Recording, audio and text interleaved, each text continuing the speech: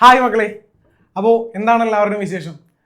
നമ്മൾ അങ്ങനെ നമ്മുടെ ലാസ്റ്റത്തെ ചാപ്റ്ററിൻ്റെ റിവിഷനിലേക്ക് എത്തിയിരിക്കുകയാണ്. നമ്മുടെ ജോഗ്രഫിയുടെ പാർട്ടിൽ ലാസ്റ്റ് ചാപ്റ്ററാണ് നമ്മൾ ഇന്നത്തെ ക്ലാസ്സിൽ എക്സാം പോയിന്റ് ഓഫ് വ്യൂവിൽ ഏറ്റവും ഇമ്പോർട്ടൻ്റ് ആയിട്ടുള്ള കാര്യങ്ങൾ പഠിക്കാൻ പോകുന്നത്. ടെക്സ്റ്റ് ബുക്കിലെ പേജൊക്കെ മറിച്ച് നോക്കുകയാണെന്നുണ്ടെങ്കിൽ ഒരുപാടുള്ളതുപോലെ നമുക്ക് തോന്നും. പക്ഷേ ഏറ്റവും സിമ്പിളായിട്ട് നമുക്ക് കുറേ കാര്യങ്ങളൊക്കെ വരച്ച് മനസ്സിലാക്കി പഠിക്കേണ്ടതൊക്കെ ആയിട്ടുണ്ട്. അതൊക്കെ നമുക്ക് അതേപോലെ തന്നെ എന്ത് ചെയ്യാം, പഠിച്ചു പോകാം. എന്തായാലും മാപ്പിൽ നിന്ന് മാർക്ക് ചെയ്യാനായിട്ട് ഈ ചാപ്റ്ററിൽ നിന്ന് ഒരു ചോദ്യം ചോദിക്കാനുള്ളൊരു സാധ്യതയുണ്ട്.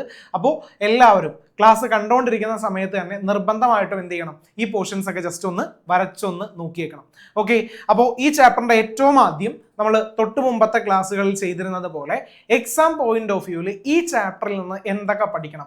പെട്ടെന്ന് ഒരാൾ വന്നിട്ട് ചോദിക്കുകയാണ് ഈ ചാപ്റ്ററിൽ നിന്ന് എന്തൊക്കെയാണോ പഠിക്കാനുള്ളത്, നിങ്ങളുടെ ഒരു ഫ്രണ്ട് ചോദിക്കുകയാണെങ്കിൽ നിങ്ങൾക്ക് പറഞ്ഞു കൊടുക്കാൻ പറ്റണം, എടാ ഈ ചാപ്റ്ററിൽ ഇതൊക്കെയാണ് ചോദ്യങ്ങൾ, ഇതൊക്കെ പഠിച്ചു കഴിഞ്ഞിട്ടുണ്ടെങ്കിൽ ഈ ചാപ്റ്ററിൽ നിന്ന് മാർക്ക് കിട്ടും എന്ന് ഈ ക്ലാസ് കണ്ട എല്ലാവർക്കും പറഞ്ഞു കൊടുക്കാനായിട്ട് പറ്റും. ഓക്കെ, അപ്പോൾ എല്ലാവരും നല്ല ശ്രദ്ധയോടെ ഇരിക്കുക. നമുക്ക് ഒട്ടും സമയം കളയാതെ നമ്മുടെ ക്ലാസ്സിലോട്ട് പോകാം. നിർബന്ധമായിട്ടും നിങ്ങളുടെ കയ്യിൽ നോട്ട്ബുക്ക് ഉണ്ടാവണം, നമ്മുടെ മെറ്റീരിയൽ ഉണ്ടെങ്കിൽ അതും എടുത്ത് വെച്ചേക്കുക. അപ്പോൾ നമുക്ക് എന്ത് ചെയ്യാം, ഒട്ടും സമയം കളയാതെ നമ്മുടെ ക്ലാസ്സിലോട്ട് അങ്ങ് പോകാം. അപ്പോൾ നമ്മുടെ ചാപ്റ്ററിന്റെ പേരെന്താണ്? നമ്മുടെ 8ാമത്തെ ചാപ്റ്റർ 8 എലോങ് ദ കോസ്റ്റ്, നമ്മുടെ തീരങ്ങളിലൂടെ എന്നാണ് നമ്മുടെ ഈ ഒരു ചാപ്റ്ററിന്റെ പേര്. എന്താണ് തീരം അഥവാ തീരപ്രദേശം? അപ്പോൾ അതുമായി ബന്ധപ്പെട്ട കുറച്ച് കാര്യങ്ങളാണ് ഈ ചാപ്റ്ററിൽ പഠിക്കാനായിട്ട് നമുക്കുള്ളത്. Okay, yes. ഓക്കെ, അപ്പൊ നമുക്ക് ഏതൊക്കെയാണ് ഈ ചാപ്റ്ററിൽ നിന്ന് the key area to focus, exam point of view important ആയിട്ടുള്ളത് നമ്മുടെ നോക്കാം. First one is coastal plain അഥവാ തീരസമതലം എന്ന് പറഞ്ഞിട്ടുണ്ടെങ്കിൽ എന്താണ് എന്ന് നമുക്ക് ഈ ഒരു ചാപ്റ്ററിൽ നോക്കാനുണ്ട്. എന്താണ് തീരസമതലം എന്നുള്ളത്? ഓക്കെ, മുമ്പോട്ട് പോകുമ്പോൾ ആദ്യം പഠിക്കുന്ന ടോപ്പിക് അതായിരിക്കുള്ളൂ. പിന്നെ നമ്മുടെ കോസ്റ്റൽ പ്ലെയിനെ മെയിനായിട്ട് രണ്ടായിട്ട് സ്പ്ലിറ്റ് ചെയ്തിട്ടുണ്ട്. വെസ്റ്റ് കോസ്റ്റൽ പ്ലെയിൻ എന്നും ഈസ്റ്റ് കോസ്റ്റൽ പ്ലെയിൻ എന്നും. അതിൻ്റെ ഫീച്ചേഴ്സ് നമുക്ക് നോക്കാനായിട്ടുണ്ട്, ഇമ്പോർട്ടൻ്റ് ആണ്. ഇനി ഈ വെസ്റ്റ് കോസ്റ്റൽ പ്ലെയിനെ മൂന്നായിട്ട് സ്പ്ലിറ്റ് ചെയ്തേക്കുന്നതാണ് Gujarat coast, Konkan coast, Malabar coast എന്നിങ്ങനെ. ഓക്കെ, കഴിഞ്ഞു. ഇനി ഈ ഈസ്റ്റ് കോസ്റ്റൽ പ്ലെയിൻ ഉണ്ടല്ലോ, ഈസ്റ്റ് കോസ്റ്റൽ പ്ലെയിനെ ഇതേപോലെ രണ്ടായിട്ട് സ്പ്ലിറ്റ് ചെയ്തിട്ടുള്ളൂ. അതാണ് വടക്കൻ സിർക്കാഴ്സ് അഥവാ നോർത്തേൺ സിർക്കാഴ്സ് എന്നും കോറോമാൻഡൽ കോസ്റ്റ് എന്നും രണ്ടായിട്ട് സ്പ്ലിറ്റ് ചെയ്തിട്ടുണ്ട്. കഴിഞ്ഞു. അടുത്തത് ഇത്രയും പഠിച്ചു കഴിഞ്ഞിട്ടുണ്ടെങ്കിൽ ഇതിൻ്റെയൊക്കെ ഫീച്ചേഴ്സ് നമുക്ക് നോക്കാനുണ്ട്, എക്സാമിന് ചോദിക്കും. ഇനി അടുത്തതായിട്ട് പഠിക്കാനുള്ളത് ഐലൻഡ്സ്. 2 ഐലൻഡ്സേ നമുക്ക് പഠിക്കാനുള്ളൂ. അതിൽ ഒന്നാമത്താണ് ലക്ഷദ്വീപ്, രണ്ടാമത്താണ് ആൻഡമാൻ നിക്കോബാർ. ഇവരുടെ ഫീച്ചേഴ്സും നോക്കണം, ഇമ്പോർട്ടൻ്റ് ആണ്. ഓക്കെ, ഇനി ഈ കോസ്റ്റൽ ലാൻഡ് ഫോംസ് ഏതൊക്കെയാണ്, കുറച്ച് പേരുകൾ തന്നിട്ട് ഈ കോസ്റ്റൽ ലാൻഡ് ഫോംസ് ഏതൊക്കെയാണ് എന്ന് ഞാൻ പറഞ്ഞു തരും. അതിനുശേഷം അതിനൊരു പിക്ചർ ഞാൻ കാണിച്ചു തരും, ഇതായിരുന്നല്ലോ ഈ സാധനം നിങ്ങൾക്ക് തോന്നും. അപ്പോഴത്തേക്കും ആ ഒരു സെക്ഷൻ അവിടെ കഴിയും. അതിന് എക്സാമ്പിളാണ് ക്ലിഫ്, അതേപോലെ സീ കേവ്, സീ ആർക്ക്, അതേപോലെയുള്ള കുറച്ച് കാര്യങ്ങൾ അവിടെ പഠിക്കും. സീ സ്റ്റാക്സ് ഒക്കെ എന്നൊക്കെ പറഞ്ഞിട്ട്. ഓക്കെ, ഇത്രയും കഴിഞ്ഞാൽ ചാപ്റ്ററിന്റെ മെജോറിറ്റി പോർഷൻ അവിടെ കഴിഞ്ഞു. ദാറ്റ് മീൻസ് ചാപ്റ്ററിന്റെ ഹാഫ് ടൈം അവിടെ കഴിഞ്ഞിരിക്കുന്നു. ഇനി ചാപ്റ്ററിന്റെ അടുത്ത ഹാഫ് ടൈമിൽ നമുക്ക് പഠിക്കാനുള്ള ടോപ്പിക്സ് ആണ് കുഞ്ഞു കുഞ്ഞു സാധനങ്ങൾ. ദാറ്റ് മീൻസ് ഈ പറയുന്ന കോസ്റ്റൽ ഏരിയയിലെ ക്ലൈമറ്റ് എങ്ങനെയാണോ, സോയിൽ എങ്ങനെയാണോ, നാച്ചുറൽ വെജിറ്റേഷൻ, അതേപോലെ മിനറൽ ഡെപ്പോസിറ്റ്, പിന്നെ പോപ്പുലേഷൻ ആൻഡ് ഹ്യൂമൻ ലൈഫ്, പിന്നെ എക്കണോമിക് ആക്ടിവിറ്റി. ഇതുകൂടെ കഴിഞ്ഞാൽ നമ്മുടെ ചാപ്റ്റർ എന്ത് ചെയ്യും, അവിടെ ഫൈനൽ വിസിൽ മുഴങ്ങുന്നതായിരിക്കും. ഓക്കെ, സോ അപ്പോൾ നമുക്ക് പോകാം നമ്മുടെ ചാപ്റ്ററിന്റെ ഫസ്റ്റ് ഹാഫിലോട്ട്. ഇവിടം വരെ എത്തിക്കഴിയുമ്പോൾ നമ്മുടെ സെക്കൻഡ് ഹാഫിലോട്ട് നമ്മൾ പോകും. അതുകൂടെ കഴിഞ്ഞാൽ നമ്മുടെ ചാപ്റ്റർ എന്ത് ചെയ്യും, അവിടെ കഴിയും. നമ്മുടെ ഈ ഒരു വർഷം നമുക്ക് പഠിക്കാനുണ്ടായിരുന്ന നമ്മുടെ സോഷ്യൽ സയൻസിൽ ജോഗ്രഫിയിൽ ടെക്സ്റ്റ് ബുക്ക് മാറിയിട്ട് വന്ന ആ ഒരു ജോഗ്രഫിയിലെ ലാസ്റ്റ് ചാപ്റ്റർ നമ്മൾ എന്ത് ചെയ്യും, അങ്ങ് തീർക്കും എന്തായാലും. ഓക്കെ, അപ്പോൾ നമുക്ക് പോകാം. ഏറ്റവും ആദ്യം എന്തുവാണ് കോസ്റ്റൽ പ്ലെയിൻ എന്ന് ചോദിച്ചാൽ മലയാളത്തിൽ പറയും തീരസമതലം എന്ന് പറയും. ഓക്കെ, ഇത് ഇന്ത്യയുടെ ആ ഒരു അടിഭാഗം ആണെന്ന് വിചാരിക്കാം, സംശയമില്ലല്ലോ. കഴിഞ്ഞു. ഇനി ഇവിടെ ഉള്ളതാണ് നമ്മുടെ പെനിൻസുലാർ പ്ലാറ്റ്യൂ. ഏകദേശം ഒരു ട്രയാങ്കിൾ ഷേപ്പിലൊക്കെയാണ് ഈ ഒരു സംഭവം അവിടെ കിടക്കുന്നത്. ഓക്കെ, ഇനി വേറെ കുറച്ച് കാര്യങ്ങളും കൂടെ അവിടെ എഴുതിയിട്ടൊന്ന് കാണിച്ചു തരാം. അതിൽ ഒന്നാമതായിട്ട് ഈ സൈഡിൽ കാണുന്നത് അറേബ്യൻ സീ ആണ്. ഇവിടെ കാണുന്നതാണ് ഇത് സീ, അറേബ്യൻ സീ എന്ന് പറയുന്നത്. ഇപ്പുറത്തെ സൈഡിൽ കാണുന്നതാണ് ബേ ഓഫ് ബംഗാൾ. സംശയമില്ലല്ലോ. അപ്പോൾ ഈ സൈഡിൽ അറേബ്യൻ സീ, ഇപ്പുറത്തെ സൈഡിൽ ബേ ഓഫ് ബംഗാൾ. ഇനി ഇതല്ലേ നമ്മൾ ശരിക്കും ഡയറക്ഷൻ ഒക്കെ വരയ്ക്കുന്ന സമയത്ത് ഇങ്ങനെ ഒരു സാധനം വരയ്ക്കാറുണ്ട്, നോർത്ത്, സൗത്ത്, വെസ്റ്റ്, ഈസ്റ്റ് എന്ന് പറഞ്ഞിട്ട്. അപ്പോൾ ലെഫ്റ്റ് സൈഡിൽ കാണുന്നത് എപ്പോഴും വെസ്റ്റ് ആയിരിക്കുള്ളൂ. സോ ഈ സൈഡിൽ കാണപ്പെടുന്നതാണോ ഏത്, ഈ പറയുന്ന വെസ്റ്റ് കോസ്റ്റൽ പ്ലെയിൻ എന്ന് പറയുന്നത്. സംശയമില്ല. അപ്പോൾ സ്വാഭാവികമായിട്ടും എന്നെ കണ്ടുകൊണ്ടിരിക്കുന്ന എല്ലാവർക്കും പറയാൻ പറ്റും, എടാ ഇപ്പുറത്തെ സൈഡിൽ കാണുന്ന ഏതായിരിക്കുള്ളൂ, ഇതായിരിക്കും ഈസ്റ്റ് കോസ്റ്റൽ പ്ലെയിൻ എന്ന് പറയുന്നത്. സെറ്റാണ്. അപ്പോൾ എന്താണ് കോസ്റ്റൽ പ്ലെയിൻ? ഒരു തീരപ്രദേശത്തെയാണ് സാധാരണ, തീരസമതലത്തെയാണ് സാധാരണ നമ്മൾ എന്ത് പറയാറുള്ളത്, കോസ്റ്റൽ പ്ലെയിൻ എന്നുള്ളത് കൊണ്ട് അവിടെ ഉദ്ദേശിക്കുന്നത് സെറ്റാണ്. ഓക്കെ, അപ്പോൾ the coastal plain is one of the physiographic division units in India, is densely populated due to the abundant factors suitable for the settlement. ഇന്ത്യയിലെ ഭൂപ്രകൃതി വിഭാഗങ്ങളിൽ ഒന്നായ തീരസമതലം ഏറെ ജനനിബിഡമാണ്. ജനവാസത്തിന് അനുയോജ്യമായിട്ടുള്ള പല ഫാക്ടേഴ്സും ഉണ്ട് അവിടെ. അതെന്തൊക്കെയാണെന്ന് ചിലപ്പോൾ പരീക്ഷയ്ക്ക് ചോദിക്കാം. ഇപ്പോൾ അവിടെ ഡെൻസിലി പോപ്പുലേറ്റഡ് ആണ്, എന്താണോ അതിൻ്റെ റീസൺസ് എന്ന് ചോദിച്ചാൽ നമ്മൾ പറയേണ്ടത് ഈ ഒരു 3 കാര്യങ്ങളാണ്. എന്തൊക്കെയാണോ എന്ന് ചോദിച്ചാൽ, ഒന്നാമത്തത് പ്ലെയിൻ ലാൻഡ്, സമതല ഭൂപ്രകൃതി, favourable climate, availability of water, അനുയോജ്യമായ കാലാവസ്ഥ, ജലലഭ്യത. കണ്ടുകൊണ്ടിരിക്കുന്ന എല്ലാവരും ജസ്റ്റ് ഒന്ന് കണ്ണടച്ചിട്ട് പറഞ്ഞു നോക്കി, എടാ കോസ്റ്റൽ പ്ലെയിൻ പോപ്പുലേഷൻ കൂടുതലാണ്, ജനനിബിഡമാണ്, ഡെൻസിലി പോപ്പുലേറ്റഡ് ആണ്, അതിന്റെ കാരണം എന്താണെന്ന് പരീക്ഷയ്ക്ക് ചോദിച്ചാൽ ഈ 3 പോയിന്റ്സ് അങ്ങ് എഴുതിയേക്കാം, സെറ്റ് ആയേക്കാം. ചിലപ്പോൾ ഒരു 3 മാർക്കിന്റെ ചോദ്യമായിട്ട് ചിലപ്പോൾ അവിടെ കിട്ടാം. അപ്പോൾ ഒന്ന് കണ്ണടച്ചിട്ട് ഒന്ന് പറഞ്ഞു നോക്കി, പ്ലെയിൻ ലാൻഡ്, സമതല ഭൂപ്രകൃതി, ഫേവറബിൾ ക്ലൈമറ്റ് അഥവാ അനുയോജ്യ കാലാവസ്ഥ, അതേപോലെ അവൈലബിലിറ്റി ഓഫ് വാട്ടർ അഥവാ ലഭ്യത സെറ്റാണ്.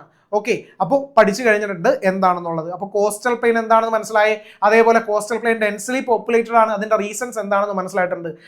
ഈ കാണുന്നതാണ് ഇന്ത്യയുടെ കോസ്റ്റൽ പ്ലെയിൻ. നമ്മൾ അവിടെ വരച്ചൊക്കെ കാണിച്ചു തന്നിട്ടുണ്ടായിരുന്നു. ഇവിടെ ഈ പറഞ്ഞതുപോലെ ഈ സൈഡിൽ കാണുന്നതാണോ അറേബ്യൻ സീ, ഇപ്പുറത്തെ സൈഡിൽ കാണപ്പെടുന്നതാണ് ബംഗാൾ ഉൾക്കടൽ അഥവാ ബേ ഓഫ് ബംഗാൾ. ഇവിടെ ഈ സൈഡിൽ മാർക്ക് ചെയ്തേക്കുന്നതായിട്ട് കാണാൻ പറ്റും അറബിക്കടലിനോട് ചേർന്ന് കിടക്കുന്ന ഭാഗമാണ് വെസ്റ്റ് കോസ്റ്റൽ പ്ലെയിൻ. ഇപ്പുറത്ത് ഈ പറയുന്ന ബേ ഓഫ് ബംഗാളിനോട് ചേർന്ന് കിടക്കുന്നതാണ് അവിടെ ഈസ്റ്റ് കോസ്റ്റൽ പ്ലെയിൻ അഥവാ കിഴക്കൻ തീരസമതലം കിടിലം. ഓക്കെ, സോ ഇപ്പോൾ ഒരു ഐഡിയ കിട്ടിയിട്ടുണ്ട് എന്താണെന്നുള്ളത്. പരീക്ഷയ്ക്ക് ചിലപ്പോൾ ഇപ്പൊ 10ാം ക്ലാസ്സുകാർക്കൊക്കെ ചോദിക്കാറുള്ള ഒരു ക്വസ്റ്റ്യൻ ആണ് ഈ പറയുന്ന west coastal plain, east coastal plain. അതിനോടനുബന്ധമായിട്ട് ചോദിക്കാറുള്ളതാണ് വെസ്റ്റേൺ ഗട്ട്സ്, ഈസ്റ്റേൺ ഗട്ട്സ് ഏതാണെന്നുള്ളത്. ഇതിന്റെ ഈ ഒരു ബോർഡർ ആണ് അവിടെ വെസ്റ്റേൺ ഗട്ട്സ്, ഇതിന്റെ ഈ ഒരു ബോർഡർ ആണ് അവിടെ ഈസ്റ്റേൺ ഗട്ട്സ് ആയിട്ട് പറയാറുള്ളത്. നമുക്കിപ്പോൾ എത്ര മനസ്സിലാക്കിയിരുന്നാൽ മതി, എവിടെയാണ് വെസ്റ്റ് കോസ്റ്റൽ പ്ലെയിൻ? നമുക്കറിയാം, നമ്മളൊക്കെ ഉള്ളത് വെസ്റ്റ് കോസ്റ്റൽ പ്ലെയിനില്ല. ദാറ്റ് മീൻസ് ഈ പറയുന്ന അറേബ്യൻ സീയുടെ അടുത്തായിട്ടാണ്. അപ്പോൾ വെസ്റ്റ് കോസ്റ്റൽ പ്ലെയിൻ മനസ്സിലായി, അപ്പുറത്തുള്ള ഈസ്റ്റ് കോസ്റ്റൽ പ്ലെയിനും മനസ്സിലായിട്ടുണ്ട്. അതിന്റെ മലയാളം കൂടെ നോക്കിയേക്കാം. അറബിക്കടലിനോട് ചേർന്ന് കിടക്കുന്നതാണ് പടിഞ്ഞാറൻ തീരസമതലം, അപ്പുറത്ത് കിടക്കുന്നതാണ് കിഴക്കൻ തീരസമതലം. സംശയമൊന്നുമില്ല, ക്ലിയർ ആണെന്ന് വിശ്വസിക്കുന്നു എല്ലാവർക്കും. ഓക്കെ, സോ പോകാം വെസ്റ്റ് കോസ്റ്റൽ പ്ലെയിന്റെ ഫീച്ചേഴ്സിലോട്ട്. ഈ വെസ്റ്റ് കോസ്റ്റൽ പ്ലെയിന്റെ ഫീച്ചേഴ്സ് എന്തൊക്കെയാണെന്ന് അറിയോ? കുറച്ച് പോയിന്റ്സ് ഞാൻ ജസ്റ്റ് ആദ്യമേ ഒന്ന് പറഞ്ഞുതരാം. ഓക്കെ, അപ്പോൾ വെസ്റ്റ് കോസ്റ്റൽ പ്ലെയിൻ ഈ ഒരു സൈഡിൽ ഇപ്പുറത്തെ സൈഡിൽ കിടക്കുന്നതല്ലേ ഈ വെസ്റ്റ് കോസ്റ്റൽ പ്ലെയിൻ എന്ന് പറയുന്നത്. അപ്പോൾ കോമൺ ആയിട്ട് കുറച്ച് ഫീച്ചേഴ്സ് ഞാൻ ആദ്യമേ ജസ്റ്റ് ഒന്ന് പറഞ്ഞുതരാം. ഇത് സിറ്റുവേറ്റ് ചെയ്യുന്നത് ഈ പറയുന്ന പെനിൻസുലാർ പ്ലാറ്റ്യൂവിനും, ഇത് പെനിൻസുലാർ പ്ലാറ്റ്യൂ അല്ലേ, ഇവനെയാണ് ഈ പറയുന്ന പെനിൻസുലാർ പ്ലാറ്റ്യൂ എന്ന് പറയുന്നത്.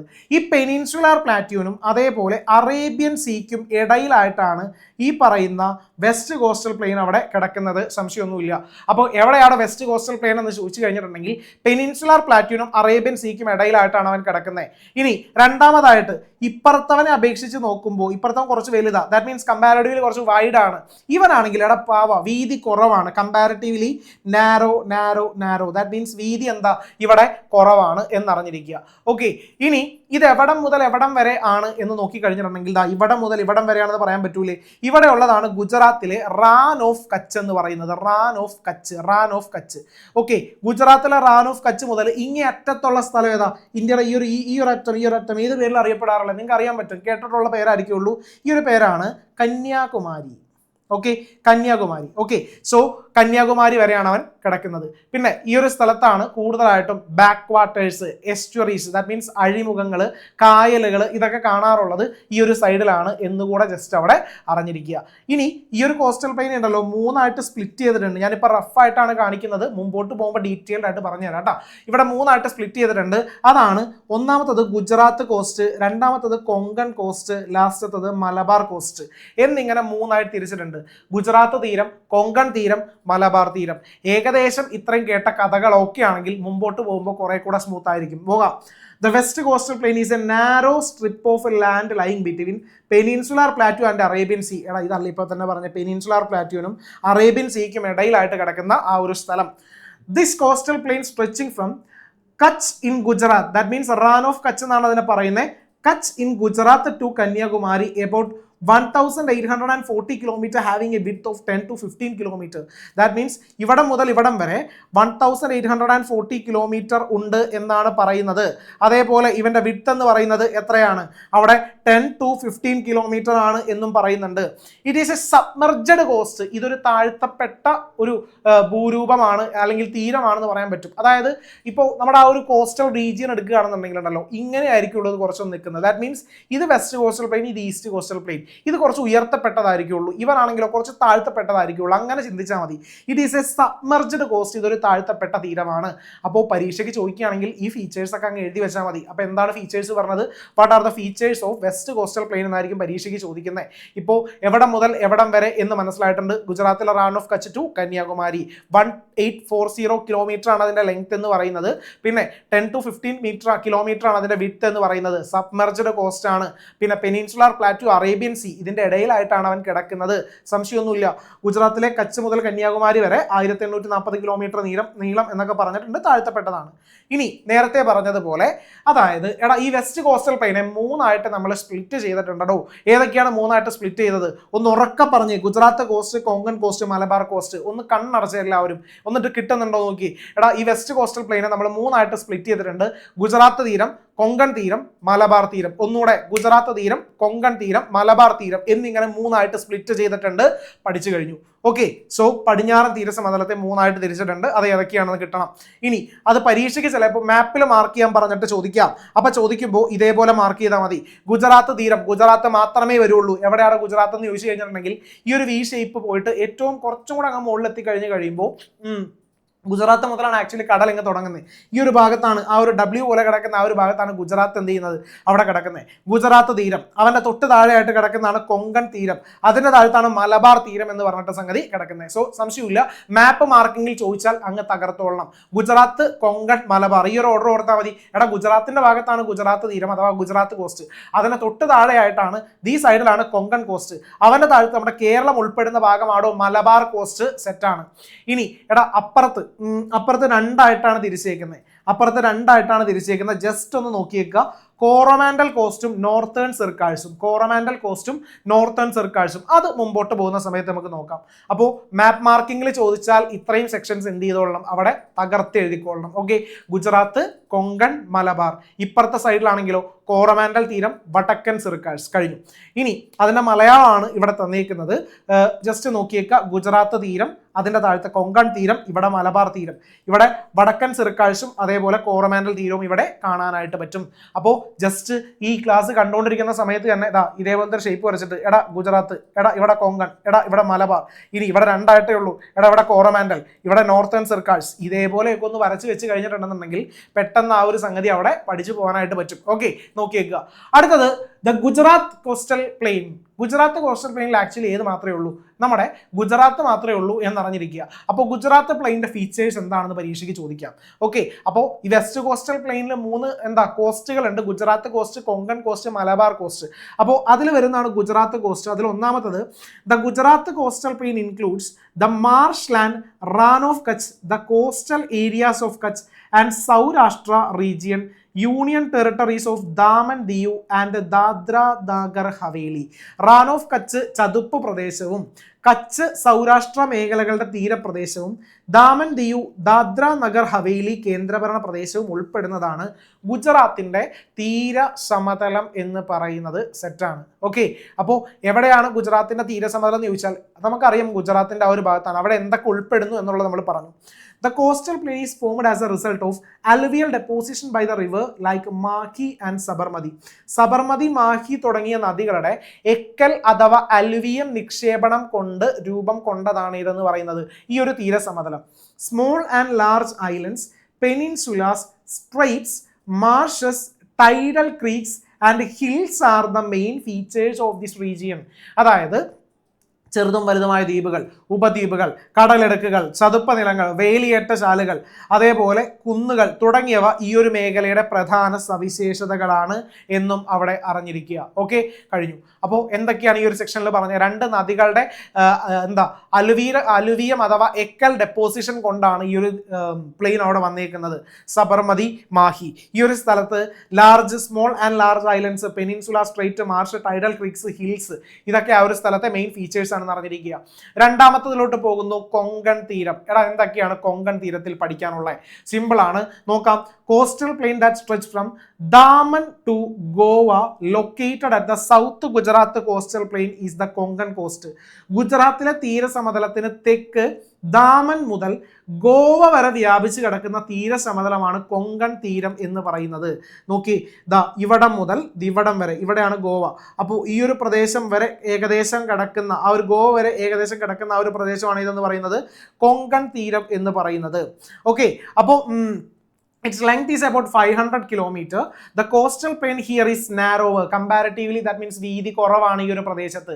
In width, as the western Ghats runs parallel to the coast, the north part of the Konkan coast is sandy and the southern part is rocky. ഏകദേശം 500 kilometre നീളമാണ് ഇതിന് ഉള്ളത്. പശ്ചിമഘട്ടത്തിൽ ഏകദേശം തീരത്തിന് സമാന്തരമായി സ്ഥിതി ചെയ്യുന്നതിനാൽ ഈ തീരസമതലം വളരെ ഇടുങ്ങിയതാണ്, അല്ലെങ്കിൽ വീതി വളരെ കുറവാണ്. കൊങ്കൺ തീരത്തിന്റെ വടക്ക് ഭാഗം മണൽ നിറഞ്ഞ തീരവുമാണ്. ദാറ്റ് മീൻസ് അവിടെ റോക്കി കോസ്റ്റ് ആണ്, പാറക്കൂട്ടങ്ങൾ നിറഞ്ഞതുമാണ്. പിന്നെ അതേ സാൻഡി കോസ്റ്റുമാണ്, മീൻസ് മണൽ നിറഞ്ഞ തീരമാണ്. തെക്ക് ഭാഗത്ത് പാറക്കൂട്ടങ്ങളാണ് നിറഞ്ഞിരിക്കുന്നത്. ക്ലിഫുകൾ, ദ്വീപുകൾ, ബീച്ചുകൾ തുടങ്ങിയവ ഈ തീരപ്രദേശത്തെ ഭൂരൂപങ്ങളാണ് ഇവിടെ കാണപ്പെടാറുള്ളത്. എന്താണ് ക്ലിഫ് എന്നുള്ള കാര്യമൊക്കെ മുമ്പോട്ട് പോകുമ്പോൾ നമ്മൾ പഠിക്കൂട്ടോ. അപ്പോൾ കൊങ്കൺ തീരത്തിന്റെ വടക്ക് ഭാഗം നോക്കുകയാണെന്നുണ്ടെങ്കിൽ അവിടെ സാൻഡി കോസ്റ്റ് ആണ്, ദാറ്റ് മീൻസ് തീരങ്ങളാണ്, മണൽ നിറഞ്ഞ തീരങ്ങളാണ്. തെക്ക് ഭാഗത്താണെന്നുണ്ടെങ്കിൽ അവിടെ പാറക്കൂട്ടങ്ങളാണ് നിറഞ്ഞിരിക്കുന്നത്. പിന്നെ ക്ലിഫ്, ദ്വീപ്, ബീച്ച് തുടങ്ങിയവയൊക്കെ എന്ത് ചെയ്യാറുണ്ട്, ഇവിടെ കാണപ്പെടാറുണ്ട്. Coastal landforms like cliff, islands and beaches are formed here. Goa, one of the major tourist destination in India, has many beaches. Okay, അതായത് ഇന്ത്യയിലെ പ്രധാന വിനോദസഞ്ചാര കേന്ദ്രമായ ഗോവയിൽ ഇതേപോലെ ധാരാളം ബീച്ചുകൾ ഉണ്ട് എന്നറിഞ്ഞിരിക്കുക. ഓക്കെ, കഴിഞ്ഞു.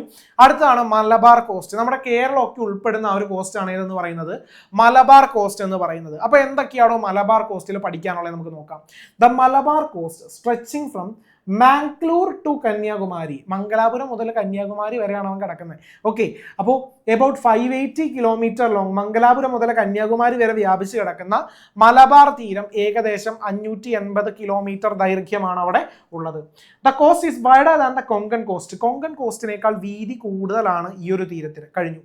അപ്പോൾ എന്തൊക്കെ കാര്യങ്ങൾ ഈ ഒരു സെക്ഷനിൽ നോക്കണം? ഓരോ സെക്ഷൻ നിങ്ങൾ പഠിക്കുമ്പോഴും അതിൽ എവിടം മുതൽ എവിടം വരെ ഉണ്ടെന്ന് പഠിക്കണം. ഇപ്പൊ മലബാർ കോസ്റ്റ് സംശയമില്ലല്ലോ, ഇപ്പൊ എല്ലാവർക്കും പറയാൻ പറ്റും, മാംഗ്ലൂർ അഥവാ മംഗലാപുരം മുതൽ കന്യാകുമാരി വരെയാണ് കിടക്കുന്നത്. 580 കിലോമീറ്റർ ആണ് അവന്റെ ലെങ്ത് എന്ന് പറയുന്നത്, നീളം എന്ന് പറയുന്നത്. ഓക്കെ, ഇനി കൊങ്കൺ കോസ്റ്റിനേക്കാൾ അവിടെ വീതി കൂടുതലാണ്. അപ്പോൾ ഇതേപോലെ കുഞ്ഞു കുഞ്ഞു പോയിന്റുകളായിട്ട് നിങ്ങൾ ക്ലാസ് കേൾക്കുമ്പോൾ തന്നെ എഴുതി പോവുകയാണെങ്കിൽ പിന്നെ ഈ സെക്ഷൻ പഠിക്കാൻ നിങ്ങൾക്ക് വേറെ സമയം മാറ്റി വെക്കേണ്ടതായിട്ട് വരില്ല. ഇപ്പൊ തന്നെ എന്ത് ചെയ്യും, അവിടെ പഠിച്ചു പോകും എന്തായാലും. സോ അതേപോലെ പോകാനായിട്ട് ശ്രമിക്കട്ടെ എല്ലാവരും. കഴിഞ്ഞു. അടുത്തത് coastal landform such as cliff, നേരത്തെ പറഞ്ഞത് തന്നെ, sea stack, beach, estuaries, sand bars are also seen in Malabar coast. Another feature of this coast is കായൽ അഥവാ ബാക്ക് വാട്ടേഴ്സ്. ക്ലിഫുകൾ, കടൽ സ്തംഭങ്ങൾ, ബീച്ചുകൾ, അഴിമുഖങ്ങൾ, പിന്നെ അതേപോലെ അഴിമുഖങ്ങൾ, പിന്നെ പൊഴികൾ തുടങ്ങി നിരവധി തീര ഭൂരൂപങ്ങൾ മലബാർ തീരത്തും കാണാം. ഇവിടുത്തെ മറ്റൊരു സവിശേഷതയാണ് കായലുകൾ എന്നറിയപ്പെടുന്നത്. ഓക്കെ, അറിഞ്ഞിരിക്കുക. കഴിഞ്ഞു. അപ്പൊ നമുക്ക് അടുത്ത സെക്ഷനിലോട്ട് പോകാം. Here back waters and lakes are interlinked by canals to facilitate water transport. It has been made navigate from Kottappuram to Kollam, which is one of the major national waterways in Kerala. ഇവിടെ കായലുകളും തടാകങ്ങളും കനാലുകളും വഴി ബന്ധിപ്പിച്ച് ജലഗതാഗതം സാധ്യമാക്കാറുണ്ട്. ഇപ്പോൾ നമ്മൾ റോഡുകളിലാണെങ്കിൽ നാഷണൽ ഹൈവേ എന്ന് പറയാറുണ്ട്. അതേപോലെ ജലപാതകളെ വാട്ടർ വേസ് എന്നാണ് പറയാറുള്ളത്, നാഷണൽ വാട്ടർ വേ എന്നാണ് പറയാറുള്ളത്. ഓക്കെ, NH എന്ന് പറയുന്നത് പോലെ വെള്ളത്തിലാണെങ്കിൽ വാട്ടർ വേ NW എന്നാണ് പറയാറുള്ളത്. അതേപോലെ നമ്മുടെ കേരളത്തിലുള്ള പ്രധാനപ്പെട്ട ഒരു ദേശീയ ജലപാതയാണ് നാഷണൽ വാട്ടർ വേ ആണ് നാഷണൽ വാട്ടർ വേ 3. അറിഞ്ഞിരിക്കണം, അത് കൊല്ലം ടു കോട്ടപ്പുറം. ഓക്കെ, എവിടെ മുതൽ എവിടം വരെയാണ്? കൊല്ലം ടു കോട്ടപ്പുറം ആണ് എന്നറിഞ്ഞിരിക്കുക. ഓക്കെ, അവിടം വരെയാണ് എന്ത് ചെയ്യുന്നത്, ഈ പറയുന്ന ദേശീയ ജലപാത കണക്ട് ചെയ്യുന്നത്. ഓക്കെ, കഴിഞ്ഞു. In areas like Varkala, Erimala and Bekal, the coast is found elevated. Landforms like cliff are also seen here. Varkala, Erimala, Bekal തുടങ്ങിയ പ്രദേശങ്ങളിൽ തീരങ്ങൾ ഉയർന്ന് കാണപ്പെടാറുണ്ട്. ഇവിടെ ക്ലിഫ് പോലുള്ള ഭൂരൂപങ്ങളും എന്ത് ചെയ്യാം, നമുക്ക് അവിടെ കാണാം. Beaches such as Muzhappilangad, Chavakkad and Kovalam attract a large number of tourist. മുഴുപ്പിലങ്ങാടും ചാവക്കാട്, കോവളം തുടങ്ങിയ ബീച്ചുകളൊക്കെ വളരെ ഫേമസ് ആണ്. അവിടെ ധാരാളം വിനോദസഞ്ചാരികൾ എന്ത് ചെയ്യാറുണ്ട്, ആകർഷിക്കാറുണ്ട്. കഴിഞ്ഞു. സോ ഇത്രയും കാര്യങ്ങൾ കഴിഞ്ഞപ്പോൾ അവിടെ എന്തൊക്കെ കഴിഞ്ഞിട്ടുണ്ട്, ഇത്രയും നേരം ജസ്റ്റ് ഒന്ന് പുസ്തകം ഒന്ന് നീക്കി വെച്ചിട്ട് ജസ്റ്റ് ഒന്ന് ചിന്തിച്ച് നോക്കിയേ എന്തൊക്കെ കാര്യങ്ങളാണ് നമ്മൾ പഠിച്ചത്. ഏറ്റവും ആദ്യം ഞാൻ പറഞ്ഞുതരാം, നമ്മൾ കോസ്റ്റൽ പ്ലെയിൻ എന്താണെന്ന് പഠിച്ചു. ഓക്കെ, കോസ്റ്റൽ പ്ലെയിനെ രണ്ടായിട്ട് തിരിച്ചിട്ടുണ്ട്, വെസ്റ്റ് കോസ്റ്റൽ പ്ലെയിനും ഈസ്റ്റ് കോസ്റ്റൽ പ്ലെയിനും. വെസ്റ്റ് കോസ്റ്റൽ പ്ലെയിൻ നമ്മുടെ ഗുജറാത്തിലെ കച്ച് മുതൽ കന്യാകുമാരി വരെ കിടക്കുന്നതാണ്. രണ്ടാമത് കമ്പാരിറ്റീവ്ലി അവന് വീതി കുറവാണ്. പിന്നെ ഇതിനെ മൂന്നായിട്ട് സ്പ്ലിറ്റ് ചെയ്തിട്ടുണ്ട്, Gujarat coast, Konkan coast, Malabar cost. ഈ മൂന്നെണ്ണത്തിൻ്റെ ഫീച്ചേഴ്സ് നമ്മൾ പഠിച്ചു കഴിഞ്ഞു. ഇത്രയും കാര്യങ്ങളാണ് നമ്മൾ ഇതുവരെ എന്ത് ചെയ്തത്, പഠിച്ചത്. ഇനി നമുക്ക് പോകാം ഈസ്റ്റ് കോസ്റ്റൽ പ്ലെയിനിലോട്ട്. ഇനി പോകുന്നു ഈസ്റ്റ് കോസ്റ്റൽ പ്ലെയിനിലോട്ട്, നോക്കാം എന്തൊക്കെയാണ് എന്നുള്ളത്. അപ്പോൾ ഈസ്റ്റ് കോസ്റ്റൽ പ്ലെയിനിലുള്ള പ്രധാനപ്പെട്ട സെക്ഷൻസ് ആണ്. ഒന്നാമത്തത്, the east coastal plain is relatively wider coastal area lying between the western guts and bay of Bengal, eastern ghats and bay of Bengal. Just ഒന്ന് കാണിച്ചു തരാം. ദാ ഇന്ത്യയുടെ ഈ ഒരു പ്ലേസ്, ഇവിടെ ബേ ഓഫ് ബംഗാൾ, ഇതാണ് നമ്മുടെ വെസ്റ്റേൺ ഗട്ട്സ്. ഈ സൈഡിൽ വരച്ചേക്കുന്നത് ദാ ഇത് നമ്മുടെ പെനിൻസുലാർ പ്ലാറ്റ്യൂ. ഈ പെനിൻസുലാർ പ്ലാറ്റ്യൂ വരച്ചിട്ടുണ്ട്. ഇനി ഇവിടെ പറഞ്ഞേക്കുന്ന പ്രകാരം ഇത് വെസ്റ്റേൺ ഗട്ട്സ് ആണ്. അതേപോലെ ഈ സൈഡിൽ വരച്ചേക്കുന്നതാണ് ഈസ്റ്റേൺ ഗട്ട്സ് എന്ന് പറയുന്നത്. ഈ ഈസ്റ്റേൺ ഗട്ട്സിനും ബേ ഓഫ് ബംഗാളിൻ്റെയും ഇടയിലായിട്ടാണ് ഇവൻ സ്ഥിതി ചെയ്യുന്നത്. ആര്, നമ്മുടെ ഈസ്റ്റേൺ കോസ്റ്റൽ പ്ലെയിൻ. സംശയമില്ലല്ലോ. അപ്പോൾ ഈസ്റ്റേൺ കോസ്റ്റൽ പ്ലെയിൻ എവിടെയാണെന്ന് ചോദിച്ചാൽ എല്ലാ മക്കൾക്കും ഇനി കിട്ടിക്കൊള്ളണം. പരീക്ഷയ്ക്ക് മാപ്പ് മാർക്കിങ്ങിൽ ചോദിച്ചാൽ അവരെ തകർത്ത് എഴുതിക്കൊള്ളണം. ഒരു പ്രാവശ്യം കൂടെ, ദാ ഇന്ത്യയുടെ അടിഭാഗം ഇവിടെ വരച്ചേക്കുന്നു, ഈ സൈഡിൽ വരച്ചേക്കുന്നു ഈ വെസ്റ്റ് കോസ്റ്റൽ പ്ലെയിൻ. ഓക്കെ, ഇവിടെ ഉള്ളത് വെസ്റ്റ് കോസ്റ്റൽ പ്ലെയിൻ. ഇപ്പുറത്ത് നോക്കിയിട്ടുണ്ടെങ്കിൽ ഇതേപോലെയല്ല, കുറച്ചും കൂടെ സൈസ് അല്ലെങ്കിൽ വീതി കൂടുതലുണ്ട്. ഇവനാണ് അവിടെ വെസ്റ്റേൺ ഗട്ട്സ് എന്നറിയപ്പെടുന്നത്.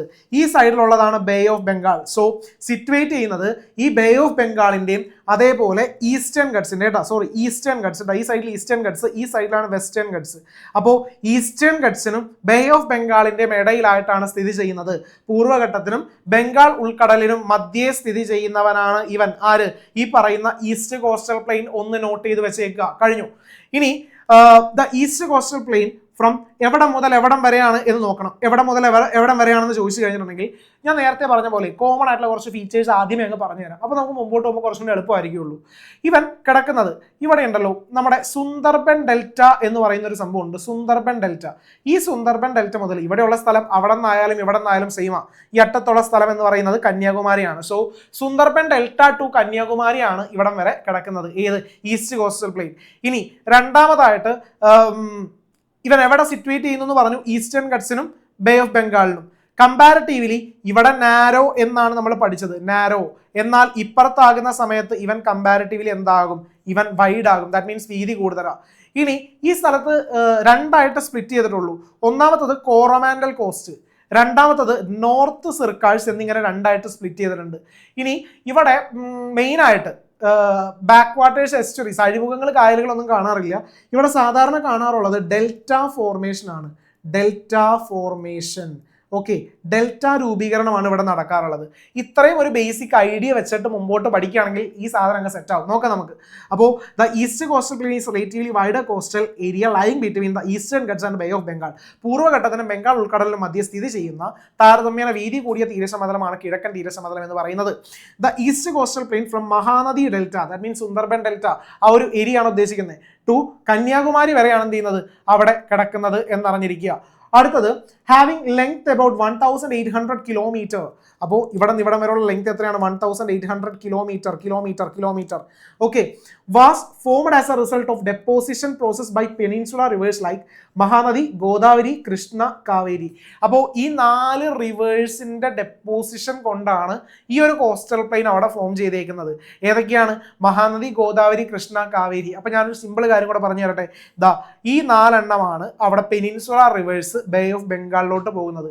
ഇവിടെ മഹാനദി, ഇവിടെ ഗോദാവരി, ഇവിടെ കൃഷ്ണ, ഇവിടെ കാവേരി. സെറ്റായില്ലേ? മഹാനദി, ഗോദാവരി, കൃഷ്ണ, കാവേരി. ഈ 4 പെനിൻസുലാർ റിവേഴ്സ് പോകുന്നത് ബേ ഓഫ് ബംഗാളിലോട്ടാണ്. സോ അതുകൊണ്ട് ഈ റിവേഴ്സിന്റെ അലുവിയം ഡെപ്പോസിഷൻ അല്ലെങ്കിൽ ഡെപ്പോസിഷൻ പ്രോസസ്സ് കൊണ്ട് ഫോം ചെയ്തതാണോ ഏത് ഈ പഠിച്ചുകൊണ്ടിരിക്കുന്ന ഈസ്റ്റ് കോസ്റ്റൽ പ്ലെയിൻ എന്ന് പറയുന്നത്. കിടിലം. ഓക്കെ, അപ്പോൾ മഹാനദി ഡെൽറ്റ പ്രദേശം മുതൽ കന്യാകുമാരി വരെ, ദാറ്റ് മീൻസ് ഇവിടം മുതൽ ഇവിടം വരെ, ഓക്കെ, ഏകദേശം 1800 കിലോമീറ്റർ നീളമുള്ള കിഴക്കൻ തീരസമതലം മഹാനദി, കൃഷ്ണ, ഗോദാവരി, കാവേരി മുതൽ ഉപദ്വീപീയ നദികളുടെ നിക്ഷേപണ പ്രക്രിയയുടെ ഫലമായിട്ടാണ് രൂപം കൊണ്ടത്.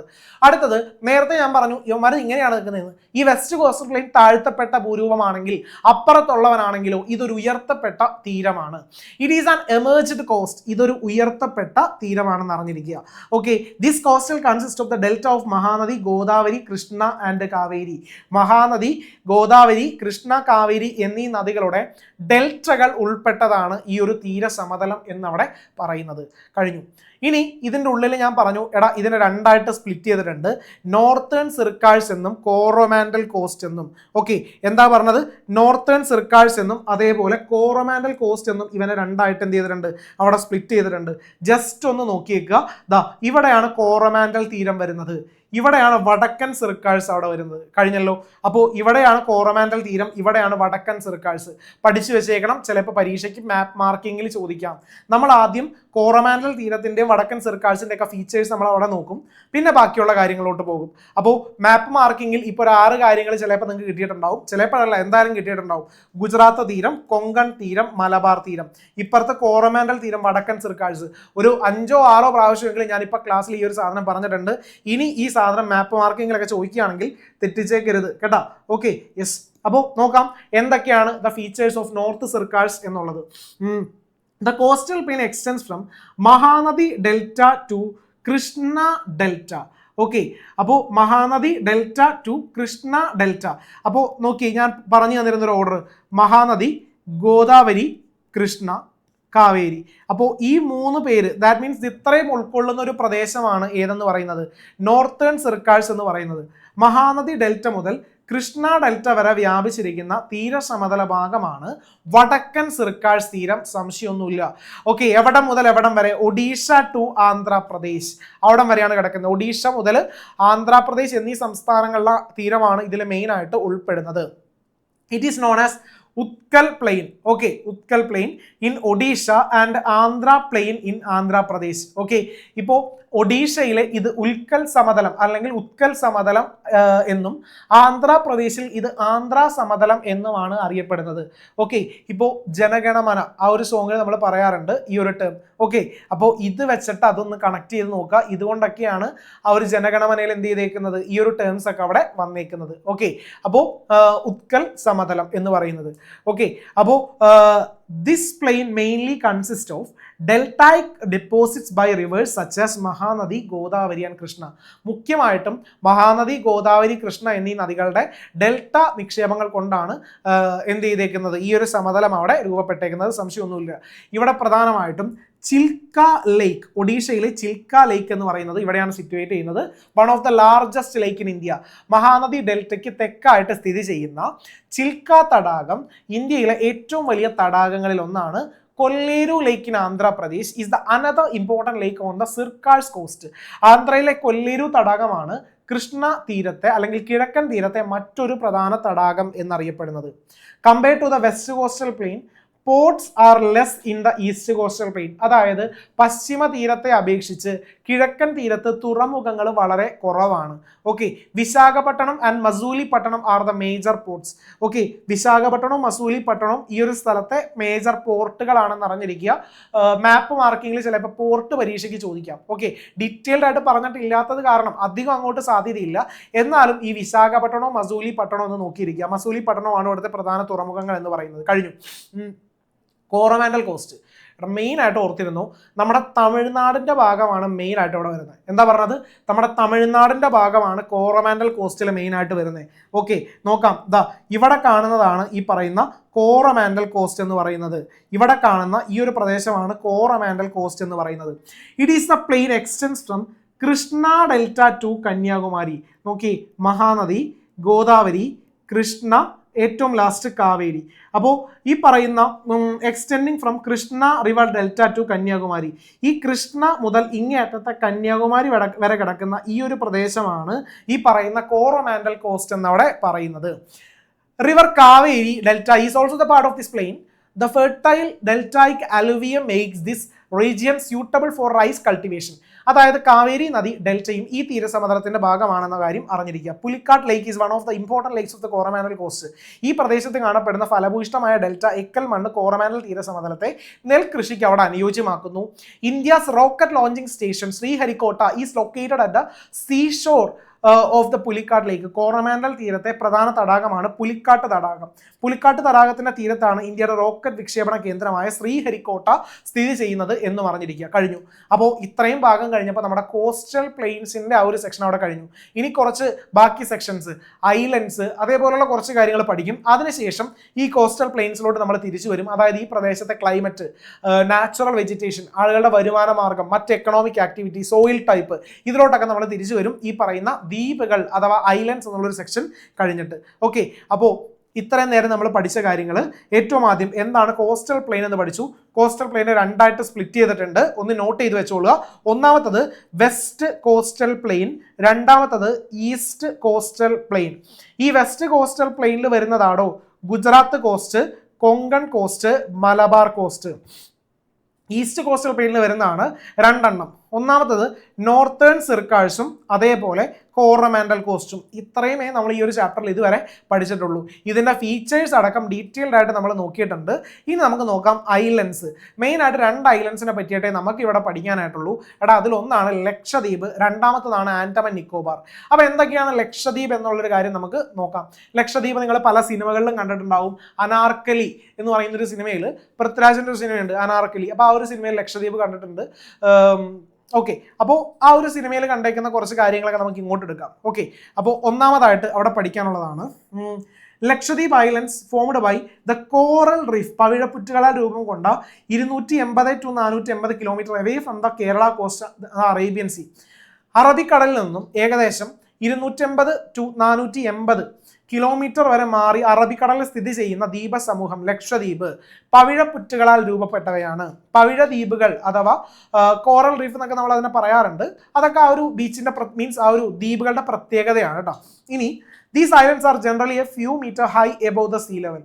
ദ്വീപുകൾ പൊതുവെ സമുദ്രനിരപ്പിൽ നിന്നും ഏതാനും മീറ്ററുകൾ മാത്രമേ ഉയരം ഉള്ളൂ. ഇനി ടോട്ടൽ ലക്ഷദ്വീപ് ഗ്രൂപ്പിൽ നോക്കുകയാണെങ്കിൽ 36 ഐലൻഡ്സ് ആണ് അവിടെ ഉള്ളത്. അതിൽ 11 എണ്ണം എന്നൊക്കെ പറയാറുണ്ട്. നമ്മുടെ ടെക്സ്റ്റ് ബുക്കിൽ 10 എന്നാണ് പറഞ്ഞേക്കുന്നത്. അത്രയും ദ്വീപുകളിൽ മാത്രമേ എന്തുള്ളൂ ആൾതാമസം ഉള്ളൂ എന്നറിഞ്ഞിരിക്കുക. 36 ദ്വീപുകൾ ടോട്ടൽ ഉണ്ട്. അതിൽ 10 ദ്വീപുകളിലെ ജനവാസം ഉള്ളൂ. 10, 11 എന്നൊക്കെ പറയാറുണ്ട്, പല സ്ഥലത്തും അങ്ങനെ കണ്ടിട്ടുണ്ട്. ഓക്കെ, അടുത്തത് ഇവിടുത്തെ ക്യാപിറ്റൽ എന്ന് പറയുന്നത് കവരത്തിയാണ്. ഓക്കെ, കേന്ദ്രഭരണ പ്രദേശമാണ് ഈ പറയുന്ന, അതായത് യൂണിയൻ ടെറിട്ടറിയാണ് ഇത് ലക്ഷദ്വീപ് എന്ന് പറയുന്നത്. പിന്നെ ഇതിന്റെ തലസ്ഥാനം അഥവാ ക്യാപിറ്റൽ എന്ന് പറയുന്നത് കവരത്തിയാണ് എന്നുകൂടെ അവിടെ അറിഞ്ഞിരിക്കുക. Androth is the largest among them. ഈ 36 ദ്വീപുകളിലെ ഏറ്റവും വലിയ ദ്വീപാണ് ഇത് ആന്ത്രോത്ത് എന്നറിയപ്പെടുന്നത്. Coral sand beaches and lagoons are the main attraction of these islands. പവിഴജന്യ മണൽ ബീച്ചുകളും ലഗൂണുകളുമാണ് ഇവിടുത്തെ പ്രധാന സവിശേഷതകളായിട്ട് പറയാറുള്ളത്. കഴിഞ്ഞു. ഇനി അവിടുത്തെ ആൾക്കാരുടെ മെയിൻ വരുമാന മാർഗ്ഗം എന്താണെന്ന് ചോദിച്ചു കഴിഞ്ഞിട്ടുണ്ടെന്നുണ്ടെങ്കിൽ രണ്ട് കാര്യങ്ങളേ ഉള്ളൂ. ബീച്ചാണെന്നുണ്ടെങ്കിൽ അവിടുത്തെ വരുമാന മാർഗ്ഗം എന്തായിരിക്കുള്ളൂ ഒന്ന് പറഞ്ഞു നോക്കി, കിട്ടിയിട്ടുണ്ടാകും. യെസ്, ഒന്നാമത്തതാണ് പ്രധാന വരുമാന മാർഗ്ഗം ഫിഷിംഗ്. രണ്ടാമതായിട്ട് നമ്മളൊക്കെ ടൂർ പോകാറില്ല അങ്ങോട്ട്, സോ അതും അവരുടെ ഒരു പ്രധാന വരുമാന മാർഗ്ഗം തന്നെയാണ്. രണ്ടാമത്തതാണ് ഈ പറയുന്ന ടൂറിസം എന്ന് പറയുന്നത്. ടൂറിസവും ഫിഷിങ്ങുമാണ് അവരുടെ പ്രധാനപ്പെട്ട വരുമാന മാർഗ്ഗമായിട്ട് പറയുന്നത്. Fishing is the major occupation and the main fish caught is tuna. മത്സ്യബന്ധനമാണ് പ്രധാന തൊഴിൽ എന്ന് പറയുന്നത്. ഇവിടെ നിന്ന് ലഭിക്കുന്ന പ്രധാന മത്സ്യമാണ് ചൂര എന്നറിയപ്പെടുന്ന മത്സ്യം. Okay, fish is processed to make the various value added product. മത്സ്യം സംസ്കരിച്ച് വിവിധ മൂല്യവർദ്ധിത ഉൽപ്പന്നങ്ങളും അവർ ഉണ്ടാക്കാറുണ്ട്. Mas made of dry tuna is famous. ചൂര മത്സ്യം ഉണക്കിയെടുത്തുണ്ടാക്കുന്ന മാസ് ഏറെ പ്രസിദ്ധമാണ്. പിന്നെ അവിടെ അഗ്രികൾച്ചർ, ചെറിയ രീതിയിൽ അവിടെ കൃഷിയും മറ്റു കാര്യങ്ങളുണ്ട്. അപ്പോൾ അവിടെ കോക്കനട്ട് ആണ് അവിടുത്തെ പ്രധാന എന്ത് ചെയ്യുന്നത്, അവിടെ കൃഷിയായിട്ട് അവിടെ പറയാറുള്ളത്. ഓക്കെ, അറിഞ്ഞിരിക്കുക. പിന്നെ ഇതിൽ നിന്നുണ്ടാക്കുന്ന കൊയർ, ഓക്കെ, ഇതിൽ നിന്നുണ്ടാക്കുന്ന കൊയർ മറ്റൊരു എന്താ making and the coir making are the two other traditional occupation with the fishing കൂടാതെ ഈ കൊയർ മേക്കിംഗ് എന്താണ് അവിടുത്തെ ഒരു വരുമാന മാർഗ്ഗങ്ങളിൽ ഒന്നാണ്. തേങ്ങയാണ് കാർഷിക വിള. കൊപ്ര നിർമ്മാണവും കയർ നിർമ്മാണവും മത്സ്യബന്ധനത്തോടൊപ്പം മറ്റു പരമ്പരാഗത തൊഴിലുകൾ ഇവിടെ ഉണ്ടാവാറുണ്ട്. ഓക്കെ, ഇനി അവിടെ ഫാസ്റ്റസ്റ്റ് ഗ്രോയിങ് ടൂറിസത്തിന്റെ ഇമ്പോർട്ടൻസ് പറഞ്ഞു. സോ ലഗൂണുകളും ബീച്ചുകളും പവിഴപ്പുറ്റുകളും ഇതൊക്കെ ഉള്ളത് കൊണ്ട് തന്നെ ടൂറിസം പ്രയോജനപ്പെടുത്തിയിട്ട് ഒരുപാട് വരുമാന മാർഗ്ഗം ആ വഴിക്ക് എന്ത് ചെയ്യുന്നുണ്ട്, അവിടെ സമ്പാദിക്കുന്നുണ്ട്. അറിഞ്ഞിരിക്കുക. അപ്പോൾ മെയിൻ ആയിട്ടുള്ള വരുമാന മാർഗ്ഗങ്ങൾ ചോദിച്ചു കഴിഞ്ഞിട്ടുണ്ടെങ്കിൽ ഒന്നാമതാണ് ഫിഷിംഗ്, രണ്ടാമതാണ് ടൂറിസം, മൂന്നാമതായിട്ട് പറയുന്നതാണ് അവിടെ ചെറിയ രീതിയിൽ അഗ്രികൾച്ചർ എന്ന് പറയുന്നത് കേട്ടോ, അവരുടെ ആവശ്യങ്ങൾക്കായിട്ട് മാത്രം. അപ്പോൾ ലക്ഷദ്വീപിലെ പ്രധാന വരുമാന മാർഗ്ഗങ്ങൾ എന്തൊക്കെയാണ് നമ്മളവിടെ നോക്കി. Adventure tourism such as scuba diving is one of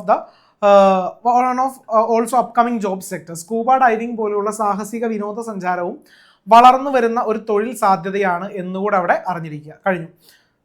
അടുത്താണ് ആൻഡമാൻ നിക്കോബാർ. ആൻഡമാൻ എന്ന് പറയുന്ന ഒരു ഗ്രൂപ്പും നിക്കോബാർ എന്ന് പറയുന്ന മറ്റൊരു ഗ്രൂപ്പുമാണ്, ഗ്രൂപ്പ് ഓഫ് ഐലൻഡ്സും ആണ് അതിൽ ഉള്ളത്.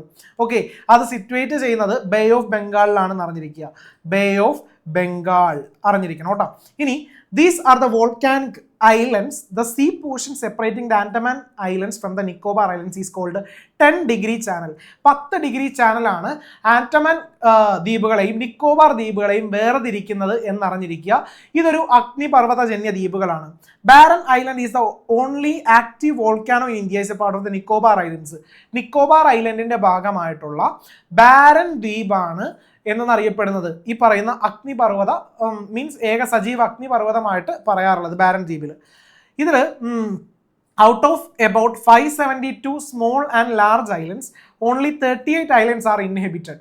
ഏകദേശം 572 ചെറുതും വലുതുമായിട്ടുള്ള ദ്വീപുകൾ ഇവിടെയുണ്ട്. ഇതിൽ 38 ദ്വീപുകളിലാണ് ജനവാസം ഉള്ളത്.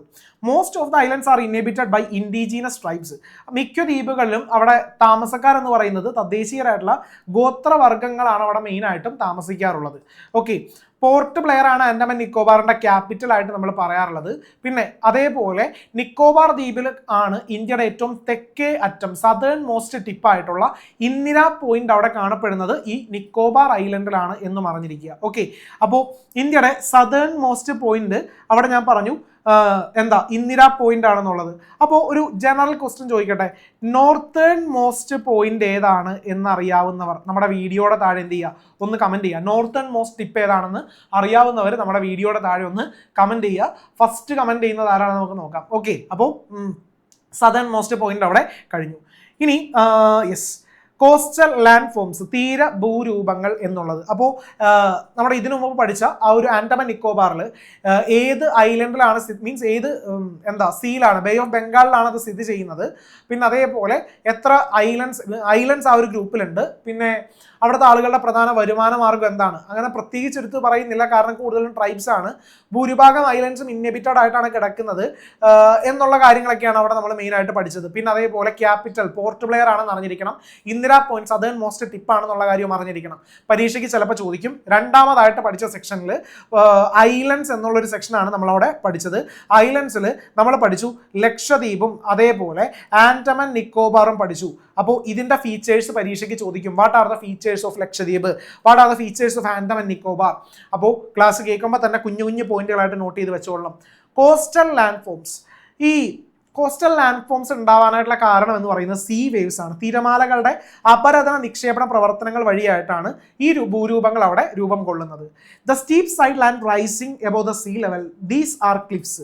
സമുദ്രനിരപ്പിൽ നിന്നും ഉയർന്നു നിൽക്കുന്ന ചെങ്കുത്തായിട്ടുള്ള കരഭാഗമാണ് ക്ലിഫുകൾ എന്നറിയപ്പെടുന്നത്. ഓക്കെ, ഇതിൻ്റെയൊക്കെ പിക്ചർ ഞാൻ മുമ്പോട്ട് പോകുമ്പോൾ കാണിച്ചു തരാം കേട്ടോ. When sea water hit continuously against the rocks in the coastal rocks are removed by erosion. As a result, the steep land surface are formed. Such landforms are known as cliff.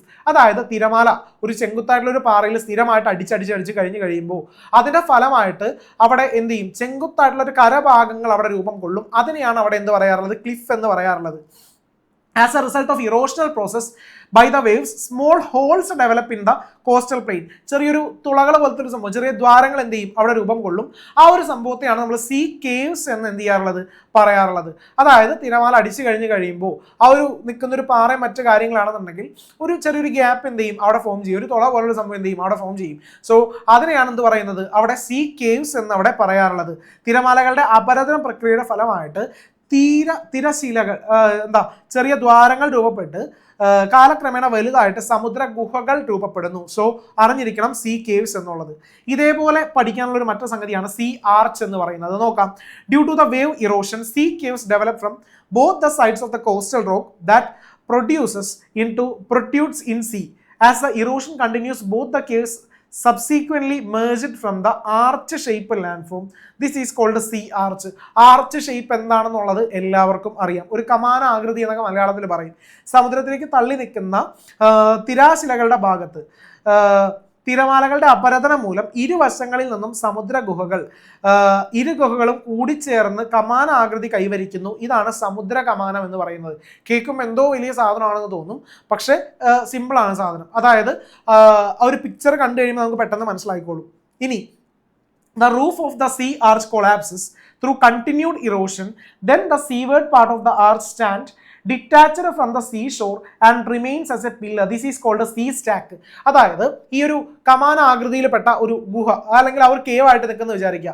Continuous erosional process അതിന്റെ ഭാഗമായിട്ട് ഏതെങ്കിലും ആ ഒരു മുകൾ ഭാഗം തകർന്നു കഴിഞ്ഞിട്ടുണ്ടെന്നുണ്ടെങ്കിൽ ആ ഒരു ഭാഗത്ത് നിന്ന് വേർപെട്ട് ഒരു ഭാഗം ഈ ഒരു സൈഡിലും മറ്റൊരു ഭാഗം മറ്റൊരു സൈഡിലും ഒരു തൂണ് പോലെ കാണപ്പെടും.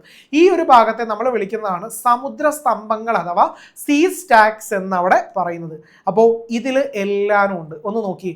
അപ്പോൾ ഈ ചെങ്കുത്തായിട്ടുള്ള ഈ ഒരു സംഭവത്തെയാണ് ക്ലിഫ് എന്നറിയപ്പെടുന്നത്. ഈ ഒരു സംഭവമാണ് സമുദ്ര ഗുഹ അഥവാ സീ കേവ്സ് എന്ന് പറയുന്നത്. ഓക്കെ, അതേപോലെ ഇതാണ് സമുദ്ര കമാനം എന്ന് പറയുന്നത്. ഓക്കെ, യെസ്, ആ ഒരു സീ ആർച്ച് എന്ന് പറയുന്നത്. ഇനി അത് കഴിഞ്ഞിട്ട് ഇവിടെയും പണ്ടൊരു സീ ആർച്ച് ഉണ്ടായിരുന്നു. ഈ മുകളിലത്തെ ഭാഗമൊക്കെ എന്ത് ചെയ്തു, ഇതിന്റെ ഫലമായിട്ട് ഇവിടെ പൊളിഞ്ഞു പോയി കഴിഞ്ഞിട്ടുണ്ടെന്നുണ്ടെങ്കിൽ ഇതിൽ നിന്ന് മാറിയിട്ട് എന്ത് ചെയ്യും, ഇതൊരു സെപ്പറേറ്റ് തൂണ് പോലെ നിൽക്കും. ഇതാണ് സമുദ്ര സ്തംഭം എന്നറിയപ്പെടുന്നത് അഥവാ സീ സ്റ്റാക്ക് എന്നറിയപ്പെടുന്നത്. കഴിഞ്ഞു. ഇനി അതേപോലെ നമുക്ക് പഠിക്കാനുള്ള മറ്റൊരു ടേമാണ് ബീച്ച് എന്ന് പറയുന്നത്. സോ ഇതാണ് അവിടെ ബീച്ചായിട്ട് നമ്മൾ പറയാറുള്ളത്. ഇത് വേലിയേറ്റ നിരപ്പ് നോക്കാം. അതിൻ്റെ അപ്പുറത്ത് വേലിയിറക്ക നിരപ്പ് എന്ന് പറയുന്നത്. അപ്പോൾ ആ ഒരു ഇത്രയും ഭാഗത്തെ ഈ ഒരു ഭാഗത്തെയാണ് നമ്മൾ സാധാരണ എന്ത് പറയാറുള്ളത്, ബീച്ച് എന്ന് അവിടെ പറയാറുള്ളത്. അറിഞ്ഞിരിക്കുക. ഓക്കെ, സാധാരണ ബീച്ച് നമ്മൾ ബീച്ചിൽ പോകുക എന്നൊക്കെ പറയാറുണ്ട്. സോ എന്താണ് ബീച്ച് എന്നുള്ളത് നമ്മൾ മുമ്പോട്ട് പോകുമ്പോൾ പഠിക്കും. ഇതേ രീതിയിലത്തെ ഈ കാണുന്ന ഒരു പ്രദേശമാണ് എന്ത് ചെയ്യുന്നത്, അവിടെ ബീച്ചായിട്ട് ഇങ്ങനെയാണ് ഫോം ചെയ്യുന്നത് എന്നറിഞ്ഞിരിക്കുക. കഴിഞ്ഞു. ഇനി ഈ ചാപ്റ്ററിന്റെ ഫസ്റ്റ് ഹാഫ് അവിടെ കഴിഞ്ഞിരിക്കുന്നു. സെക്കൻഡ് ഹാഫ് ഞാൻ പറഞ്ഞു കുഞ്ഞാണ് പഠിക്കാനുള്ള കാര്യങ്ങളൊക്കെ. അവിടെയുള്ള ക്ലൈമറ്റിനെയൊക്കെ കുറിച്ചിട്ടാണ് പഠിക്കാനുള്ളത്. നോക്കാം എന്താണ് ക്ലൈമറ്റ് എന്നുള്ളത്. The coastal region of India have A moderate climate. കാരണം എന്താ, ഒരുപാട് ഹോട്ട് ആവില്ല, ഒരുപാട് കോൾഡ് ആവില്ല. കാരണം എന്ന് പറയുന്നത് ഒരൊറ്റ ഫാക്ടറാണ്, ഈ നിയർനെസ് ടു ഓഷ്യൻ. ഓക്കെ, സമുദ്ര സാമീപ്യമാണ് അതിൻ്റെ കാരണം എന്ന് പറയുന്നത്. ഒരു ലിമിറ്റ് വിട്ട് കര ചൂടാകാനും ഒരു ലിമിറ്റ് വിട്ട് കര തണുക്കാനും എന്ത് ചെയ്യില്ല, ഇവർ രണ്ട് കൂട്ടരും അങ്ങോട്ടും ഇങ്ങോട്ടും സമ്മതിക്കില്ല. സോ ഒരു മോഡറേറ്റ് ക്ലൈമറ്റേ നമുക്ക് അവിടെ എക്സ്പീരിയൻസ് ചെയ്യാറുള്ളൂ. Land and sea respond differently to the insolation. Land get heated and cools quickly while ocean get warm and also cools slowly. കരയും കടലും വ്യത്യസ്തമായിട്ടാണ് സൂര്യതാപമേറ്റ് പ്രതികരിക്കുന്നത്. അപ്പോൾ ആരും ഒരു ലിമിറ്റ് വിട്ടിട്ട് ചൂട് കൂട്ടാനായിട്ടോ കുറയ്ക്കാനായിട്ടോ ഇവർ രണ്ടുപേരും അങ്ങോട്ടും ഇങ്ങോട്ടും എന്ത് ചെയ്യില്ല, അവിടെ സമ്മതിക്കാറില്ല. സോ അതിന് ഇൻഫ്ലുവൻസ് ചെയ്യുന്ന രണ്ട് കാറ്റുകളാണ് സീ ബ്രീസും അതേപോലെ ലാൻഡ് ബ്രീസും, കരക്കാറ്റും അതേപോലെ കടൽക്കാറ്റും എന്ന് പറയുന്നത്. ഓക്കെ, ഇവിടെ പറഞ്ഞിട്ടുണ്ട് ഈ രണ്ട് കാര്യങ്ങളെ പറ്റിയിട്ട്. The result of formation of land and see breeze, these wind play a major role in the moderate the coastal weather. ഈ കോസ്റ്റൽ വെതർ ഒരു ലിമിറ്റ് വിട്ട് മുമ്പോട്ട് കൂടാതിരിക്കാനും കുറയാതിരിക്കാനും സഹായിക്കുന്ന ഒരു ഫാക്ടേഴ്സ് ആണ് ഇപ്പോൾ ഈ പറഞ്ഞ രണ്ട് കാര്യങ്ങൾ. ഇനി monsoon wind is the another factor influencing the coastal climate. ഈ കോസ്റ്റൽ ക്ലൈമറ്റിനെ ഇൻഫ്ലുവൻസ് ചെയ്യുന്ന മറ്റൊരു കാലാവസ്ഥയാണ് ഈ പറയുന്ന മൺസൂൺ വിൻഡ് എന്ന് പറയുന്നത്. ഈ മൺസൂൺ വിൻഡാണ് ഇന്ത്യയിൽ പൊതുവെ മഴ കൊണ്ടുവരുന്നത് എന്നറിഞ്ഞിരിക്കുക. അതിൽ ഇമ്പോർട്ടൻ്റ് ആയിട്ടുള്ള ഒരു സംഗതിയാണ് south west monsoon wind. South west monsoon wind എന്ന് പറയുന്നത്, ഈ സൗത്ത് വെസ്റ്റ് മൺസൂൺ വിൻഡാണ് ഇന്ത്യയിൽ പൊതുവെ എന്ത് ചെയ്യുന്നത്, മഴക്കാലമായിട്ട് പറയാറുള്ളത്. ഏകദേശം ജൂൺ മാസം ആദ്യത്തോടെ അത് ഇന്ത്യയിലെത്തും. ജൂൺ ടു സെപ്റ്റംബർ വരെയാണ് ഇന്ത്യയിൽ പൊതുവെ മഴ മഴക്കാലമായിട്ട് അവിടെ പറയാറുള്ളത്. തെക്ക് പടിഞ്ഞാറൻ മൺസൂൺ കാറ്റുകളാണ് ഇന്ത്യയിൽ ആകമാന മഴ നൽകുന്നത്. മൺസൂൺ കാറ്റുകൾ ആദ്യം മഴ എത്തിക്കുന്നത് ഈ പറയുന്ന ദ്വീപുകളിലും ഈ തീരസമതലങ്ങളിലുമാണ്. ഓക്കെ, അറിഞ്ഞിരിക്കുക. Monsoon wind reaches the islands and coastal first. The southwest monsoon wind coming through the Arabian Sea hit the western Ghats, give high amount of rainfall in the western coastal plain. അറബിക്കടലിലൂടെ എത്തുന്ന തെക്ക് പടിഞ്ഞാറൻ monsoon കാറ്റുകൾ പശ്ചിമഘട്ട നിരകളിൽ തട്ടി പടിഞ്ഞാറൻ തീരസമതലത്തിൽ ഉയർന്ന തോതിൽ എന്ത് ചെയ്യുന്നു, മഴ നൽകുന്നു എന്നറിഞ്ഞിരിക്കുക. അപ്പോൾ ഈ ഒരു മഴ പെയ്യുന്ന കാര്യത്തെക്കുറിച്ചിട്ടാണ് നമ്മൾ ഇനി പറയുന്നത്. Eastern coastal plain, the Coromandel coast receive rainfall during the month of the October and November. ചില ജോഗ്രഫിക്കൽ റീസൺസ് ഉള്ളത് കൊണ്ട് ഇവർക്ക് മഴ കിട്ടുന്നത്, ഈ തമിഴ്നാടിന്റെ ഭാഗത്ത് മഴ കിട്ടുന്നത് ഒക്ടോബർ നവംബർ മാസങ്ങളിലാണ്. അപ്പോൾ ആ ഒരു മൺസൂണിനെ അവിടെ പറയാറുള്ളത് റിട്രീറ്റിംഗ് മൺസൂൺ അഥവാ മൺസൂണിന്റെ പിൻവാങ്ങൽ കാലം എന്നാണ് സാധാരണ അവിടെ പറയാറുള്ളത്. ഈ ഒരു സമയത്തും കേരളത്തിൽ എന്ത് ചെയ്യാറുണ്ട്, മഴ കിട്ടാറുണ്ട്. എന്നാൽ കേരളത്തിലത്തെ മെയിൻ മഴക്കാലത്ത് തമിഴ്നാട്ടിൽ അത്ര മഴ കിട്ടാറില്ല. അപ്പോൾ ഈ ഒരു ഒക്ടോബർ നവംബർ മാസങ്ങളിൽ നമുക്ക് കിട്ടിക്കൊണ്ടിരിക്കുന്ന മഴയെ നമ്മൾ പറയുന്ന പേരാണോ തുലാവർഷം എന്ന് പറയാറുള്ളത്. ഓക്കെ, എന്താ പറയാറുള്ളത്, തുലാവർഷം എന്ന് പറയാറുണ്ട്. The east cost also receives rainfall from cyclones developed in the bay of Bengal. Bengal ഉൾക്കടലിൽ രൂപപ്പെടുന്ന ചക്രവാതങ്ങളിൽ നിന്നും കിഴക്കൻ തീരത്ത് മഴ അവിടെ ലഭിക്കാറുണ്ട്, അറിഞ്ഞിരിക്കുക. ഇനി കഴിഞ്ഞു അവിടെ കാണപ്പെടുന്ന, അപ്പോൾ കാലാവസ്ഥയെ കുറിച്ചിട്ട് അറിയാലോ, ഒരു മോഡറേറ്റ് ക്ലൈമറ്റ് ആണ്. മഴ കൊണ്ടുവരുന്നത് സൗത്ത് വെസ്റ്റ് മൺസൂൺ ആണ്. തമിഴ്നാടിന്റെ ഭാഗത്താണെങ്കിൽ നോർത്ത് ഈസ്റ്റ് മൺസൂൺ ആണ്. അപ്പോൾ ഇന്ത്യയിലത്തെ പ്രധാനപ്പെട്ട മഴക്കാലം ജൂൺ ടു സെപ്റ്റംബർ ആണ്. തമിഴ്നാട്ടിൽ മഴ കിട്ടുന്നത് ഒക്ടോബർ നവംബർ മാസങ്ങളിലാണ്. എന്നാൽ ഈ സമയത്ത് കേരളത്തിൽ മഴ കിട്ടാറുണ്ട്. ഇതിനെ തുലാവർഷം എന്നും അവിടെ പറയാറുണ്ട്. ഇത്രയും കാര്യങ്ങളെ ക്ലൈമറ്റിൽ അവിടെ പറഞ്ഞിട്ടുള്ളൂ. കഴിഞ്ഞു, സിമ്പിളാ. അടുത്തത് സോയിൽ. ഓക്കെ, സോയിൽ എന്താണെന്ന് ചോദിച്ചാൽ depositional soil formed by the depositional activity of rivers and waves are generally found in the coastal region. നദികളുടെയും തിരമാലകളുടെയും നിക്ഷേപണ പ്രക്രിയയിലൂടെ രൂപപ്പെടുന്നതാണ് ഈ പറയുന്ന തീരപ്രദേശത്ത് കാണപ്പെടുന്ന പൊതുവെയുള്ളൊരു മണ്ണിനം എന്ന് പറയുന്നത്. കാണാറുള്ള മണ്ണുകൾ എന്ന് പറയുന്നത് sandy soil, yellow and red laterite soil, black clayey soil and peaty soil are found in the western coast. മണൽ നിറഞ്ഞ മണ്ണും മഞ്ഞയും ചുവപ്പും നിറമുള്ള ലാട്രൈറ്റ് മണ്ണും കറുത്ത കളിമണ്ണും ജൈവാംശം കൂടിയ പീറ്റ് മണ്ണും പടിഞ്ഞാറൻ തീരങ്ങളിൽ കാണപ്പെടാറുണ്ട്. Alluvial soil is commonly found in the eastern coastal areas. Sandy, laterite soil and black soil are found in some places. ഇതേപോലെ കിഴക്കൻ തീരങ്ങളിൽ കൂടുതലായിട്ടും എക്കൽ മണ്ണാണ് കാണപ്പെടുന്നത്. ചിലയിടങ്ങളിൽ മണൽ നിറഞ്ഞ ചെങ്കൽ മണ്ണും കറുത്ത മണ്ണും എന്ത് ചെയ്യാറുണ്ട്, അവിടെ കാണപ്പെടാറുണ്ട്. അപ്പോൾ ഓരോ സ്ഥലത്തും ഓരോ കോസ്റ്റിലും കാണപ്പെടുന്ന മണ്ണിനങ്ങൾ ഏതാണെന്നാണ് പറഞ്ഞിരിക്കുന്നത്. വായിച്ച് നോക്കിയേക്കുക. ഗുജറാത്ത് കോസ്റ്റ്, ഇത് ചിലപ്പോൾ ഒരു മാച്ച് ദ ഫോളോയിങ്ങിലോ അല്ലെങ്കിൽ 1 മാർക്ക് ക്വസ്റ്റ്യൻ ആയിട്ട് ചോദിക്കാം. Gujarat coast, Konkan coast, Malabar cost, eastern cost, Lakshadweep, Andaman Nicobar. ഓരോ സ്ഥലങ്ങളിലും കാണുന്ന സോയിൽ ടൈപ്സ് ഒന്ന് വായിച്ച് നോക്കിയേക്കുക. 2 അവിടെ കൊടുത്തിട്ടുണ്ട് കേട്ടോ, ഫുള്ളായിട്ട് വായിക്കുന്നില്ല. ഗുജറാത്ത് തീരത്താണ് കറുത്ത മണ്ണ്, തീരദേശ എക്കൽ മണ്ണ്, ലവണ മണ്ണ് എന്നിവ കാണപ്പെടാറുള്ളത്. അടുത്താണ് ആ ഒരു സ്ഥലത്ത് കാണപ്പെടുന്ന നാച്ചുറൽ വെജിറ്റേഷൻ, ദാറ്റ് മീൻസ് സസ്യജാലങ്ങൾ ഏതൊക്കെയാണ് എന്നുള്ളത്. Owing to its tropical location and proximity to the sea climate is also almost similar in the coastal regions of India. ഉഷ്ണമേഖലയിൽ സ്ഥിതി ചെയ്യുന്നതിനാലും സമുദ്ര സാമീപ്യം മൂലവും ഇന്ത്യയിലെ തീരദേശങ്ങളിൽ കാലാവസ്ഥ ഏറെക്കുറെ സമാനമാണ്. So hence the vegetation types are also almost similar. ഇതുകൊണ്ട് തന്നെ ഈ ഒരു സ്ഥലത്ത് കാണപ്പെടുന്ന സസ്യജാലങ്ങളും ഏറെക്കുറെ ഒരേപോലത്തെയാണ്. കോസ്റ്റൽ വെജിറ്റേഷൻ 2ആയിട്ട് തിരിച്ചിട്ടുണ്ട്. ഡ്രൈ കോസ്റ്റൽ വെജിറ്റേഷൻ എന്നും അതേപോലെ വെറ്റ് കോസ്റ്റൽ വെജിറ്റേഷൻ എന്നും. ഓക്കെ, ഡ്രൈ കോസ്റ്റൽ വെജിറ്റേഷൻ വരണ്ട തീര സസ്യങ്ങൾ എന്നും ആർദ്ര തീര സസ്യങ്ങൾ എന്നും 2ആയിട്ട് തിരിച്ചിട്ടുണ്ട്. ഡ്രൈ കോസ്റ്റൽ വെജിറ്റേഷനിൽ വരുന്നതാണ് Sandy strand vegetation, Rocky strand vegetation.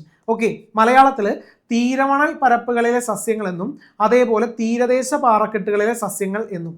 Wet coastal വെജിറ്റേഷനിൽ വരുന്ന കാര്യങ്ങളാണ് mangrove, salt marsh plants, sea weed, അതേപോലെ സീ ഗ്രാസ്, കോറൽ പ്ലാന്റ്സ് എന്നിവ. പരീക്ഷയ്ക്ക് ചോദ്യമായിട്ട് ചോദിക്കാനുള്ള സാധ്യതയുണ്ട്.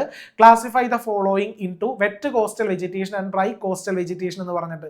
അപ്പോൾ പേരുകൾ കൃത്യമായിട്ട് പഠിച്ചു വെച്ചോളണം കേട്ടോ. ചിലപ്പോൾ ഈ ഒരു പിക്ചർ തന്നിട്ട് ഇത് കംപ്ലീറ്റ് ദ ചാർട്ട് എന്ന് പറഞ്ഞിട്ടും ചോദിക്കാം.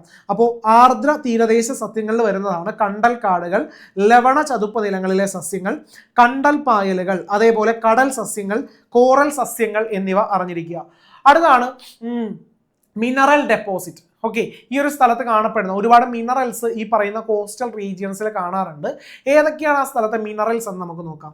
ഓക്കെ, ഒരുപാട് മിനറൽസ് ഉണ്ട്. മെറ്റാലിക്കും നോൺ മെറ്റാലിക്കും ആയിട്ടുള്ള മിനറൽസ് ഉണ്ട് ഓഫ് ഇൻഡസ്ട്രിയൽ വാല്യൂ. അലോഹ ധാതുക്കളുടെ നിക്ഷേപം ഈ സ്ഥലത്ത് കാണാറുണ്ട്. ഏതൊക്കെയാണ്? ഒന്ന് അണ്ടർലൈൻ ചെയ്ത് വെച്ചോളണം, അല്ലെങ്കിൽ നോട്ട് ചെയ്ത് വെച്ചോളണം. Iron ore, manganese, bauxite are the main minerals found in the coastal plain. ഇരുമ്പയിര്, മാംഗനീസ്, ബോക്സൈറ്റ് ഇതൊക്കെയാണ് ആ സ്ഥലത്ത് കാണാറുള്ള പ്രധാന ധാതുക്കൾ എന്ന് പറയുന്നത്.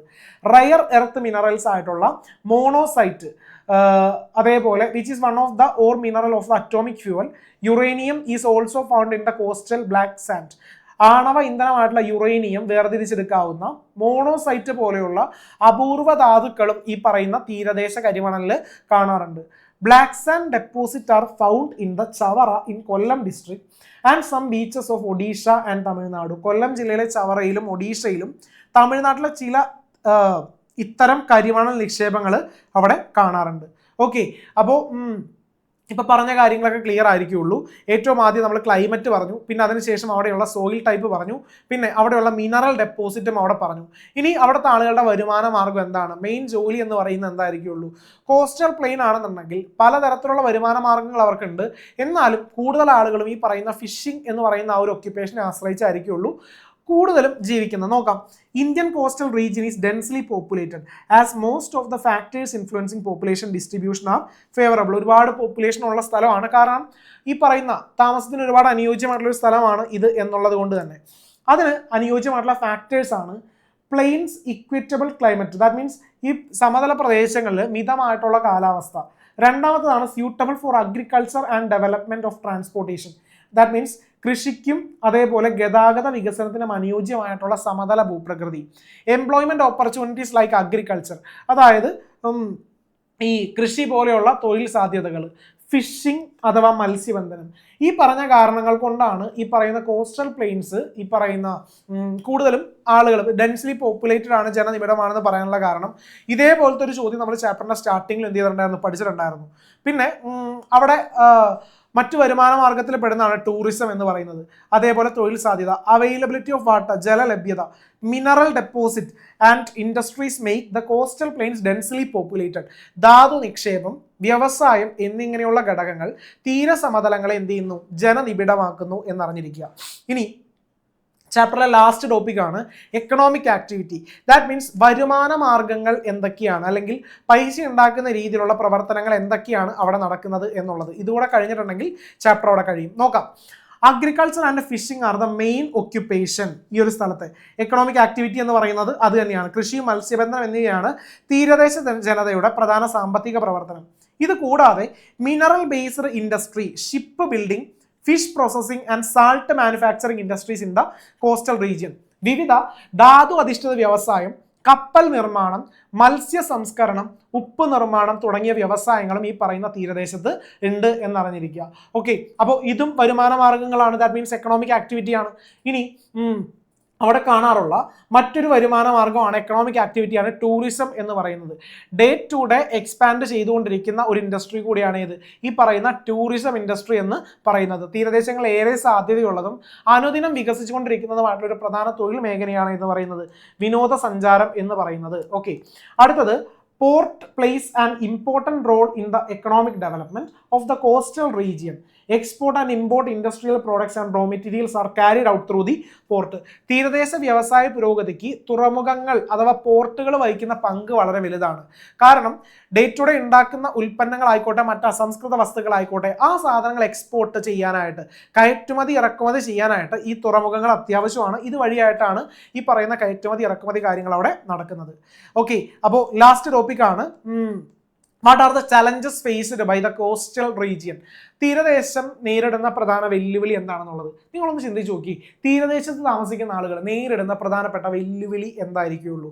ഒന്നാമത്തെ വെല്ലുവിളി എന്ന് പറയുന്നത് തീരദേശമല്ലേ, സോ ഈ കടലാക്രമണം എന്ന് പറയുന്ന ഒരു സംഭവം ഉണ്ടാവും. പിന്നെ ഈ പറയുന്ന ക്ലൈമറ്റിക് കണ്ടീഷൻസ് എപ്പോഴും വളരെ സ്റ്റേബിൾഡ് ആയിട്ടാണ് നിൽക്കുന്നത്?